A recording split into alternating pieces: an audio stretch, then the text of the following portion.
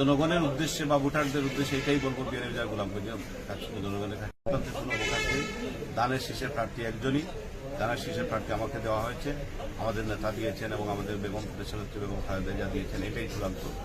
এর বাইরে আর কিছু নয়। আমরা আগামী দিনে যাতে ঐক্যবদ্ধভাবে সবাই সম্মিলিতভাবে এই নির্বাচনী বৈতরণী পাড়ি দিয়ে আমরা আগামী দিনে একটা সুন্দর আলোকিত বৈষম্যহীন একটা বিএনএ গোলামগঞ্জের জনপদ গড়তে পারি, সেটাই আমি চাই এবং সবার সহযোগিতা চাই, সবার রায় কামনা করি, সবার মতামত চাই, সবার ভোট চাই, দোয়া চাই, সহযোগিতা। আচ্ছা, আরেকটা বিষয়, জমিয়তের সাথে বিএনপির জোট হয়েছে। আমরা এখানে দেখতে পাচ্ছি আজকে জমিয়তের প্রার্থী ফখরুল ইসলাম তিনি স্বতন্ত্র হিসেবে জমা দিয়েছেন মনোনয়ন।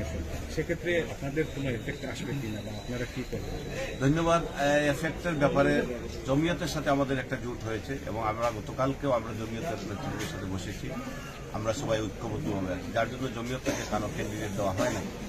এখানে যিনি দাঁড়িয়েছেন উনি জমিয়তের সাথে ছিলেন, এখন স্বতন্ত্র এবার দাঁড়িয়েছেন। আমার দৃঢ় বিশ্বাস এবং জমিয়তের নেতৃবৃন্দ জেলা এবং মহানগরের এবং উপজেলা এবং বিএনএ উপজেলা এবং গোলামগঞ্জ উপজেলার নেতৃবৃন্দ আমাকে আশ্বস্ত করেছেন, আমাদেরকে আশ্বস্ত করেছেন যে না, তিনি স্বতন্ত্র দাঁড়ালেও ইনশাআল্লাহ তিনি থাকবেন না, উনি ওনারা চেষ্টা করবেন যে যাতে উনি তার প্রার্থীতা প্রত্যাহার করবেন। সুতরাং আমি বিশ্বাস করি আমরা যেহেতু একটা জোটবদ্ধভাবে আমরা এখানে নির্বাচন করছি, তাহলে এই জোটের জন্য মানুষের আশা আকাঙ্ক্ষার জন্য ভবিষ্যতে বিভিন্নভাবে যে ধর্মীয় অনুভূতি নিয়ে যারা ধর্মকে ব্ল্যাকমেইল করতে চায়, ধর্মীয় অনুভূতি নিয়ে ধর্মকে যারা বিপদগামী করে, মানুষকে ভুল ব্যাখ্যা করে মানুষকে বিপদগামী করে, এদের বিরুদ্ধে অন্তত আমরা যারা সহজ সরল ধর্মপ্রাণ যারা আছি এই এলাকার, আমরা সবাই ঐক্যবদ্ধভাবেই আগামী নির্বাচন করবো ইনশাআল্লাহ, সেটা আমি মনে প্রাণে বিশ্বাস করি।